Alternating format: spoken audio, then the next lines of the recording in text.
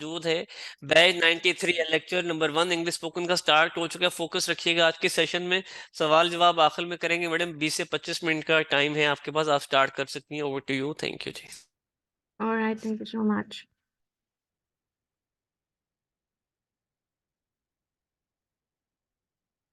Okay बच्चों, अस्सलाम वालेकुम रहमतुल्लाहि व बरकातहू। उम्मीद है आप सेहत की बेहतरीन हालत में होंगे। अपना लेक्चर स्टार्ट करते हैं स्पोकन इंग्लिश का। We have 20 to 25 minutes. I will give you overview of our outline, and after that we will talk about aims and objectives of our course, and then we'll study 7 C's of communication and this self-introduction first part. अच्छा, आपको outline क्यों बता रहे हैं, outline क्यों बताना जरूरी है, उसमें सारी चीजें क्यों कंपलसरी है, हम आपको डायरेक्ट पढ़ाना क्यों नहीं शुरू कर देते? इसलिए जरूरी है कि आपको हम बता रहे हैं कि इस कोर्स में क्या चीज़ है, कोई चीज़ आपसे हिडन नहीं रखी, ताकि आप को पता हो आपने ये कोर्स करना है, आपकी क्या वीकनेसेस हैं और आपने उन्हें किस तरह से कवर अप करना है। लेक्चर नंबर 1 में हम पढ़ेंगे aims and objective 7 C's of communication, and we will talk about self introduction part 1। After that lecture number 2 से हमारा फोकस शिफ्ट हो जाएगा ऑन प्रोनाउंसिएशन। हम देखेंगे why it's compulsory to learn sounds of words. Sounds of words क्यों compulsory हैं, alphabet के sound सीखना क्यों ज़रूरी है, टंग ट्विस्टर्स क्या है, formal ways of spoken English क्या है, इंग्लिश में एक बात करनी है तो उसे एक डिफरेंट तरीकों से किस तरह से करना है, उन्हें हम क्या कहते हैं, formal ways of spoken English. ठीक है, अब हम इसमें हम क्या देखेंगे, वेज टू से थैंक यू, सेल्फ इंट्रोडक्शन का पार्ट 2 करेंगे और प्रोनाउंसिएशन की एक्सरसाइजेस करेंगे। लेक्चर नंबर 3 में हम बात करेंगे इंग्लिश कम्युनिकेशन की, उसमें पार्ट्स ऑफ स्पीच पे बात हम करेंगे, टंग ट्विस्टर्स पे बात करेंगे, हम देखेंगे how to say welcome, like welcome as an answer to gratitude जो कि थैंक यू है, और welcome as a hospitality gesture जब कोई आपके घर आ रहा है। लेक्चर नंबर 4 में हम क्या बात करेंगे, लेक्चर नंबर 4 में हम बात करेंगे इंग्लिश ग्रामर इन यूज की, कि हमने जो पार्ट्स ऑफ स्पीच पढ़े हैं उन्हें डिटेल में इंग्लिश लैंग्वेज में किस तरह से अप्लाई किया जाता है, नाउन और प्रोनाउन और वर्ब हैं क्या, उनका इंग्लिश लैंग्वेज में यूज क्या है। फिर हम देखेंगे टंग ट्विस्टर्स को, उसके बाद हम देखेंगे how to accept something in formal manner और what are the ways to say yes. आपने यस कहना है तो आपने बेटा किस तरह से कहना है। आफ्टर दैट हम देखेंगे pronunciation exercise, sounds of words. ये आपको एक अल्फाबेट है, जैसे हमें पता है अल्फाबेट ए है, ठीक है, अब उसका क्या साउंड आता है, अ, और कुछ जगहों पे ए जो है वो ओ का साउंड भी देता है। ठीक है, लेक्चर नंबर 5 में हम बात करेंगे एडजेक्टिव एडवर्ब और prepositions पे, and what are they used in English grammar. Then we will study introduction to tenses, कि इंग्लिश लैंग्वेज में कितने टेंसेस हैं, उनकी क्या टाइप्स हैं, प्रोग्रेसिव टेंस कौन सा है, कॉन्टिन्यूस टेंस कौन सा है, ये सारी चीजें हैं क्या आखिर। फिर हम formal ways of spoken English में देखेंगे how to reject something in a formal manner और what are the ways to say no. ठीक है, फिर हम साउंड्स ऑफ वर्ड्स को देखेंगे। लेक्चर नंबर 6 में हम बात करेंगे English grammar in use and freelancing की। अच्छा, अब इंग्लिश ग्रामर इन यूज क्यों यूज यहाँ लिखा हुआ है कि हम आपको सिर्फ रट्टा नहीं लगवा रहे, आई विल टेल यू कि आपने ये चीज़ों को, इन सारी चीज़ों को किस तरह से इम्प्लीमेंट करना है रियल लाइफ में। ठीक है, हम देखेंगे कंजंक्शंस और इंटरजेक्शंस को, प्रीफिक्स और सुफिक्स को देखेंगे। Formal ways of spoken English communication में हम देखेंगे how to ask for permission, कि किसी चीज की किसी से परमिशन लेनी है तो आपने किस तरह से लेनी है। हम देखेंगे what are the good careers as a communicator. हम देखेंगे फाइवर को, देखेंगे फ्रीलांसिंग प्लेटफॉर्म फाइवर पे हमने कैसे प्रोफाइल बनानी है, हमने गिग कैसे बनानी है, हमने काम कैसे लेना है। फिर हम प्रोनाउंसिएशन प्रैक्टिस शिफ्ट कर देंगे रोल प्लेइंग पे, जिसे आप डायलॉग्स कहते हो। लेक्चर नंबर 7 में हम बात करेंगे टेंसेस और फ्रीलांसिंग पे। प्रेजेंट टेंस और उसकी टाइप्स देखेंगे, पास्ट टेंस और उसकी टाइप्स देखेंगे। Formal ways of spoken English में हम देखेंगे how to start a conversation. Freelancing platform में हम लिंक्डइन को देखेंगे और प्रोनाउंसिएशन प्रैक्टिस हमारी वाया डायलॉग होगी। लेक्चर नंबर 8 में हम टेंसेस और फ्रीलांसिंग पे बात करेंगे। फ्यूचर टेंस को देखेंगे, हम देखेंगे how to end a conversation positive note. Auxiliaries in English language को हम देखेंगे, फ्रीलांसिंग प्लेटफॉर्म अमेजोन और यूट्यूब को देखेंगे कि स्पोकन इंग्लिश की स्किल यूज करके आप अमेजोन और यूट्यूब से पैसे किस तरह से कमा सकते हैं। आफ्टर दैट हम देखेंगे प्रोनाउंसिएशन प्रैक्टिस, जो कि हमारी वाया डायलॉग्स होगी। Lecture number 9 is for more important, इसमें हम आके देखेंगे कि वोकैबुलरी बिल्डिंग क्या है, टाइप ऑफ सेंटेंसेस क्या हैं, बच्चों टेंसेस और सेंटेंसेस में क्या फर्क है? टेंसेस आपके हैं जो कि वर्ब की बेस पे है, कि वो एक्शन कब हुआ, ठीक है। और टेंसेस क्या है कि एक जुमला आपने कहा। सेंटेंसेस क्या है कि आपने एक जुमला कहा तो अब उस जुमले का मतलब क्या है, उसका वो यूज हुआ क्यों। अगर एक जगह पे हमने एक सेंटेंस बोला है तो वो सेंटेंस क्यों यूज हुआ, ठीक है।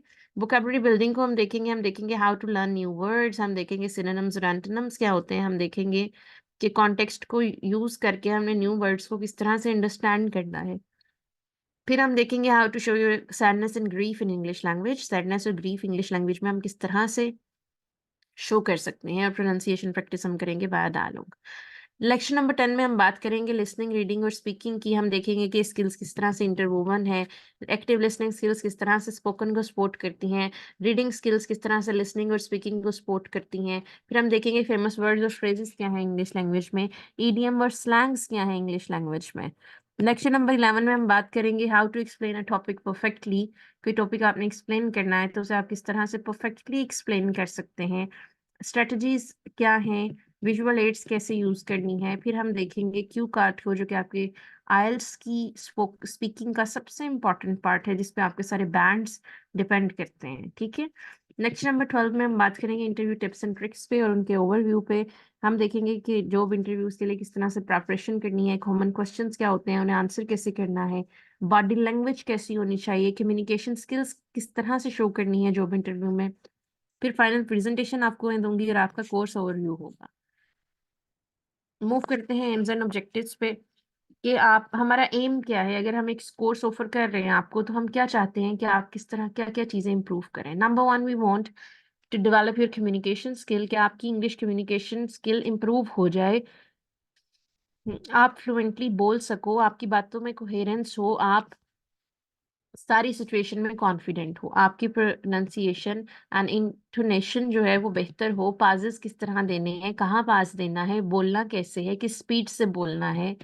वोकैबुलरी और एक्सप्रेसिव रेंज, वोकैबुलरी क्या होती है कि आपको एक जबान के कितने ज्यादा लफ्ज पता है, ठीक है। और जितने ज्यादा हमें एक जबान के लफ्ज पता होते हैं तो हमारी वो लैंग्वेज उतनी ज्यादा फ्लुएंट मानी जाती है, और उसमें हम उतने ज्यादा ऑथेंटिक माने जाते हैं। जैसे मैं कहूँ few things, I have some things, या मैं कहूँ different types, different forms, different things, तो अगर उसकी जगह मैं एक वर्ड यूज करूं प्लाथोरा, तो वो चीजें कितनी बदल जाती हैं, ठीक है।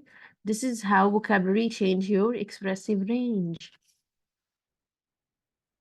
लाइक हम कहते हैं I am shocked, I can't believe this, अगर मैं उसकी जगह कहूँ आई एम एस्टोनिश्ड, तो चीजें कितनी डिफरेंट हैं। That's why you have to build your vocabulary and expressive range. Listening comprehension, आपको जब अंग्रेज बोल रहे होते हैं तो आपको उनकी सुन के समझ नहीं आती, तो वो हमने किस तरह से इन बैरियर्स को आउटकम करना है। कल्चरल अवेयरनेस और कॉन्टेक्चुअल यूज के, अब जिस तरह मैं यहाँ कहूँ what the hell you are doing, तो ये कितना बुरा लगेगा, क्यों? क्योंकि ये हमारे कल्चर में तो नहीं है। लेकिन अगर एक बंदा ब्रिटिशर्स है या वो किसी दूसरे कल्चर से बिलोंग करता है तो that's really fine for him. तो ये कल्चरल अवेयरनेस होती है और हम इस पे बात करेंगे कल्चर नंसेस क्या है, अप्रोप्रिएट लैंग्वेज यूज किस तरह से करनी है। ऑब्जेक्टिव हमारे क्या अचीव, हम क्या क्या करना चाहते हैं, आपकी कन्वर्सेशन फ्लुएंसी, आपको इफेक्टिव प्रेजेंटेशन स्किल्स आए, टेलीफोनिक और बिजनेस कम्युनिकेशन आए, पब्लिक स्पीकिंग कॉन्फिडेंस आ जाए, आपकी ग्रामर ठीक हो जाए, आपका सिंटेक्स ठीक हो जाए। सिंटेक्स कुछ सेट रूल्स हैं ग्रामर के जो कि बोलने और लिखने दोनों में इस्तेमाल होते हैं। एक्टिव लिसनिंग स्किल्स बेहतर हो जाएं, आपको इडियोमैटिक एक्सप्रेशंस आ जाएं, कोलिकोलिज्म आ जाए, फ्रेजल वर्ब्स यूज करने आ जाएं। फीडबैक और सेल्फ असेसमेंट, अपनी खुद अपने आप को एवेलुएट करना आ जाए। कल्चर सेंसिटिविटी, समझ आ जाए कि कौन सी चीज किस कल्चर में यूज होती है, किस कल्चर में यूज नहीं होती है। और रियल लाइफ स्टिमुलेशन क्या है, रियल लाइफ में आपने किस तरह से एक्सप्रेस करना है इंग्लिश को। जब हम बच्चों रियल लाइफ में एंटर होते हैं ना, या फ्रीलांसिंग की लाइफ में एंटर होते हैं, तो that English is totally different from the English जो हम इतने साल पढ़ते आते हैं, या जो हमने शुरू से पढ़ी है, फर्स्ट या सेकेंड ईयर में पढ़ी है। आपने बीएस में, अगर किसी ने इंग्लिश किया हो, बीएस में हमने एमफिल में 4 साल 2 साल इन चीज़ों पे लगाए हैं, तो वो इंग्लिश जो है वो बहुत डिफरेंट है रियल लाइफ की इंग्लिश से। सेवन सीज ऑफ कम्युनिकेशन की बात करते हैं। सेवन सीज ऑफ कम्युनिकेशन क्या है? They are seven pillar of language. 7 pillar हैं लैंग्वेज के, कि ये 7 पिलर, इन 7 पिलर्स को अगर आप डेवलप कर लेते हो, हमने एक इमारत बनानी है, उस इमारत को बनाने के लिए हमें 7 पिलर डालने पड़ने हैं उसमें। तो वो क्या करेंगे हम? अगर वो 7 में से कोई एक भी पिलर मिसिंग होगा, तो वो उस बिल्डिंग को क्या कहा जाएगा कि that building is weak. So we have to build all these 7 pillars like clarity, conciseness, consideration, completeness, courtesy, concreteness and correctness। ठीक है जी, अब बात करते हैं वन बाय वन इन पे। क्लैरिटी क्या है? क्लैरिटी इज, आप पहले ही सबसे क्लैरिटी की 2 किस्में हैं। क्लैरिटी की पहली किस्म क्या है कि you are audible to next person, कि आपकी आवाज जो है वो इतनी ऊंची हो कि अगले बंदे को इजीली सुनाई दे। अच्छा, अब क्लैरिटी भी डिफर करती है। फॉर एग्जाम्पल, अगर मैं 100 की क्लास लाइव पढ़ा रही हूँ तो मेरी आवाज इतनी ऊंची होगी कि वो 100 के 100 स्टूडेंट्स को जाए। ठीक है। लेकिन अगर यहाँ आप लोग जो हैं, आप लोग 400 स्टूडेंट हैं या ऑलमोस्ट 450 स्टूडेंट हैं, तो मेरी आवाज कैसी होनी चाहिए? मेरी आवाज ऐसी होगी कि जो एक स्टूडेंट के लिए हो। इतनी हो कि वो इतनी ऊंची ना हो कि वो एक स्टूडेंट को बुरी लगे, वो इतनी ऊंची ना हो कि वो उसके पूरे घर वालों को सुनाई दे। So clarity differ from aspects you can say and differ in different situations as well। और दूसरी क्लैरिटी क्या है? कि आपकी बात इतनी मुश्किल ना हो कि अगले बंदे को समझ ना आए। ठीक है। कॉन्साइजनेस की बात करते हैं। आपने दास्तान अमीर हमजा ना सुनाई हो, आपने बड़ी आरामदेह बात की हो कि अगले बंदे को क्लियरली समझ आ जाए। अच्छा, अब कॉन्साइजनेस ये नहीं है कि भाई अगर आपसे कोई बंदा बात कर रहा है, he is trying to explain something, आप उसे कहें अच्छा भाई बस एक जुमले में मुझे बताओ कि तुम आखिर कहना क्या चाहते हो। This is not conciseness. Conciseness is कि आप हर वो उस चीज को एक्सक्लूड करें जो कि अननेसेसरी डिटेल है। कॉन्सिडरेशन क्या है? कॉन्सिडरेशन ये है कि जब आप बोल रहे हैं तो आप अगले बंदे की इमोशंस का ख्याल करें, आप उसकी पोजीशन का ख्याल करें। अगर आप अपने से नीचे वाले बंदे से भी बात कर रहे हो तो you have to talk with that person in a way that he और she shouldn't be like hurt. After that completeness की हम बात करते हैं। कंप्लीटनेस, आपकी लैंग्वेज इतनी कंप्लीट हो, आपकी बात इतनी मुकम्मल हो कि उसमें किसी चीज की, किसी शुबे की गुंजाइश ना रहे। कर्टसी क्या है? कर्टसी लैंग्वेज में हम कहते हैं कि अगर किसी से आप बात कर रहे हैं तो वो उस बंदे के लेवल का ख्याल करके बात की जाए। लेवल का ख्याल करना क्या है? कि अगर एक नर्सरी क्लास का बच्चा है, आप उससे एमफिल वालों वाली इंग्लिश में बात करना शुरू कर दें तो उसका नुकसान क्या होगा? उसे समझ नहीं आएगी। और क्या है, उस वो ऑब्वियसली उससे आपको आपके लर्निंग, आपके आउटकम्स नहीं मिलेंगे जो आप उस काम को कराना चाह रहे हैं। तो you have to show the courtesy कि अगले बंदे की सिचुएशन के मुताबिक इंग्लिश बोली जाए। कॉन्क्रीटनेस, आपकी लैंग्वेज ग्रामर के लिहाज से, क्लैरिटी के लिहाज से, और बाकी सारी जब हम एलिमेंट्स उसमें ऐड कर देते हैं तो वो क्या होता है, लैंग्वेज सॉलिड हो जाती है। उसे हम लिंग्विस्टिक्स की लैंग्वेज में क्या कहते हैं? कॉन्क्रीटनेस कहते हैं। कॉन्क्रीट क्या है? सबसे दुनिया का कहा जाता है सॉलिड मटेरियल है। अच्छा, करेक्टनेस सब क्या है? जब ये सारी चीजें आपकी लैंग्वेज में आ जाती हैं तो आपको अपनी ग्रामर भी करेक्ट करना होती है, तो उसे हम कहते हैं कि ये करेक्टनेस है। अब नेक्स्ट टॉपिक पे मूव करते हैं। सेल्फ इंट्रोडक्शन की बात करते हैं। सेल्फ इंट्रोडक्शन से हम क्यों शुरू कर रहे हैं? ये हमें बताना होता है कि हम कौन हैं।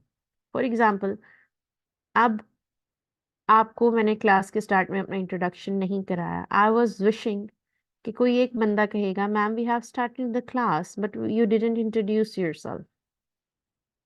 लेकिन किसी एक बंदे ने भी ऐसा नहीं कहा। तो मुझे उम्मीद थी कि if you are here to learn English language, आप मुझसे पूछेंगे कि मैडम आप खुद को तो इंट्रोड्यूस कराएं कि क्या अगला बंदा जो है वो एलिजिबल है आपको पढ़ाने का। So now I introduce myself. I am Qurratulain. I'm 25 years old and I have a graduation degree in English language and literature, and I have post graduation in applied linguistics, and I'm an entrepreneur and a writer. Okay. So self introduction कहाँ कहाँ आपको कराना पड़ता है? In your class, at some interview, at a new job, at a new hobby, at some large event. और may be in front of someone. कहीं भी आप जाते हैं तो आपको बताना पड़ता है कि आप क्या हैं, कौन है, और वहां आपका मकसद क्या है आने का। ग्रीटिंग्स की बात करते हैं। हेलो, हमें एक ऐसी ग्रीटिंग की जरूरत होती है जिसका कोई रिलीजियस बैकग्राउंड ना हो, जिसका कोई पॉलिटिकल बैकग्राउंड ना हो। तो हमारे पास एक बड़ी सादा सी ग्रीटिंग मौजूद है, हेलो, जो कि हम कहीं भी यूज कर सकते हैं। अच्छा, एक मिसकॉन्सेप्शन है कि जब आप कोई हेलो कहता है तो आपने उसके आंसर में हाय कहना होता है, जबकि ऐसा नहीं है। फॉर्मल इंग्लिश में आपको अगर कोई हेलो कहता है तो उसके आंसर में भी आप हेलो ही कहते हो। Good morning, good afternoon and good evening. Good morning हम कब से कहते हैं? सुबह 5 बजे से लेकर दोपहर 12 बजे तक। उसके बाद हम दोपहर 12 बजे से लेकर शाम 5 बजे तक गुड आफ्टरनून कहते हैं। और गुड इवनिंग हम कहते हैं जब तक हम सो नहीं जाते। और गुड नाइट क्यों नहीं हम कहते हैं? क्योंकि गुड नाइट एक कन्वर्सेशन एंडिंग फ्रेज है, इसलिए हम गुड नाइट नहीं कहते। गुड नाइट का मतलब है कि भाई अब हम सोने लगे हैं, थैंक यू सो मच। तो और ऑस्ट्रेलिया में गुड मॉर्निंग, गुड आफ्टरनून की जगह क्या फ्रेज यूज होती है? Good day. ठीक है। अब गुड नून क्यों नहीं है? दोपहर बखैर कोई फ्रेज नहीं है इंग्लिश में। क्यों? क्योंकि नून का स्पैन सिर्फ 15 मिनट का होता है और they are not bothering that. Hi, hey, what's up है या व्हाट्स गुड, ये क्या है? ये इनफॉर्मल ग्रीटिंग्स हैं जो आप अपने दोस्तों के साथ, रिलेटिव्स के साथ, या ऐसे लोग जिनके साथ आप कह लो फ्रैंक हो, उनके साथ यूज कर सकते हो। But these are not for office setting और समवेयर एल्स। फिर आपने अपना नाम बताना होता है। आप कहते हो I am this, I am this. This word is I, not eye. Eye होता है जो आपकी आंख है। ठीक है, this is word is I. I am, अब उसे हम एडवांस्ड कर देंगे तो क्या बन जाएगा? I am. ठीक है, उन्हें आपस में हम मिला लेंगे तो क्या बन जाएगा? आई एम। अब आपने अगर माई नेम इज ही कहना है, hello my name is this, तो आप उसे थोड़ा सा एडवांस्ड कर लें। आप उसे कह लें माई नेम्स, नेम और इसको आपस में मिला दें। दिस इज, अब दिस इज कहाँ यूज होता है? दिस इज टेलीफोनिक कन्वर्सेशन पे यूज होता है। जब आप कॉल सेंटर में जॉब करोगे तो आप कॉल पिक करोगे तो आप कहोगे हेलो दिस इज, आगे आप अपना नाम बताओगे। जैसे आप मूवीज में देखते हो, वो फोन उठाते हैं, हेलो दिस इज जूली। ठीक है। Alright students, that's all for today, thank you so much. अब अगर कोई क्वेश्चन है तो आप पूछ लीजिए।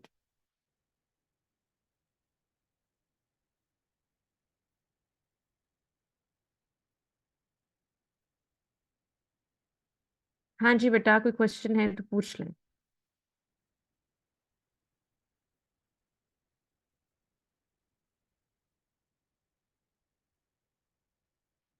Okay, let me deal the questions.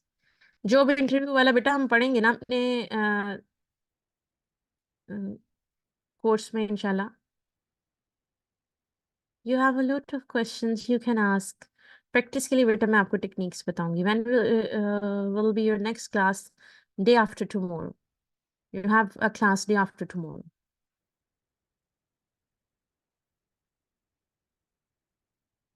Day after tomorrow मतलब बच्चों परसों क्लास है आपकी। Anything else?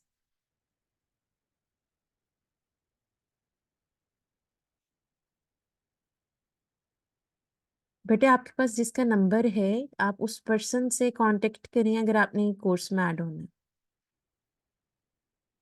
Your manager is not responding, you can ask any representative of LWE। ठीक है, आपको आज का लिंक जिस बंदे ने दिया है ना, आप उससे बात करें, वो आपको ग्रुप में ऐड कर देगा।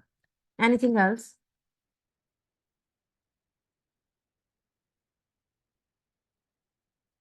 Alright sir, ma'am, I am done with the lecture.